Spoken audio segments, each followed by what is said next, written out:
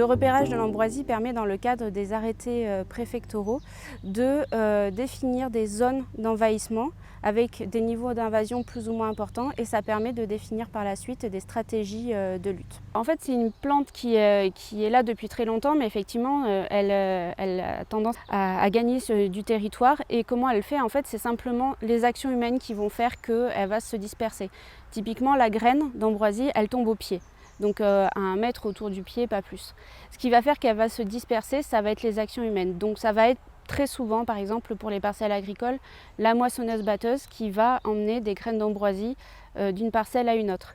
Sur les bords de route, ça va être les engins de fauche, par exemple, qui vont emmener aussi de l'ambroisie le long de la route. Et c'est tout l'objectif de la cartographie, c'est déjà un travail de repérage pour nous suivre l'évolution de la répartition de l'ambroisie, mais c'est surtout un outil de coordination et de gestion.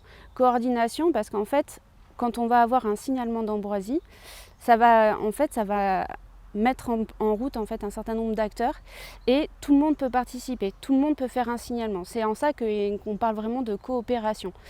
Après, c'est un très bon outil de gestion. Pourquoi? Parce que les référents qui ont un compte sur la plateforme de signalement vont être informés tout de suite de la présence d'ambroisie sur leur territoire et vont pouvoir agir tout de suite auprès des personnes concernées. Alors il y a de l'ambroisie, on découvre des nouvelles zones contaminées par l'ambroisie chaque année, et même quand on est sur une zone qui est déjà connue, c'est bien de continuer à signaler parce que ça nous permet de voir aussi quelle est la situation locale. Est-ce qu'il y a plus de pieds d'ambroisie ou est-ce qu'au contraire on en a de moins en moins?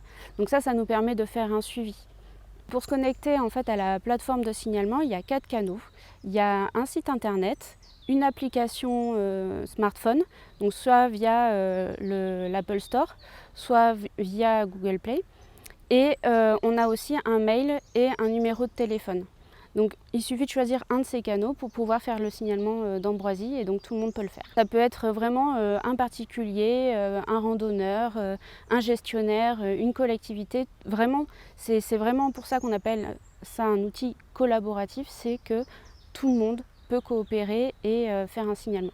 Et si quelqu'un se pose la question de savoir s'il a de l'ambroisie chez lui, il peut toujours nous envoyer une photo, et nous, derrière, en tant que coordinateur, on va revenir vers cette personne-là pour lui dire effectivement c'est de l'ambroisie ou pas. Il peut aussi s'adresser au référent local qui pourra également le renseigner sur ce sujet.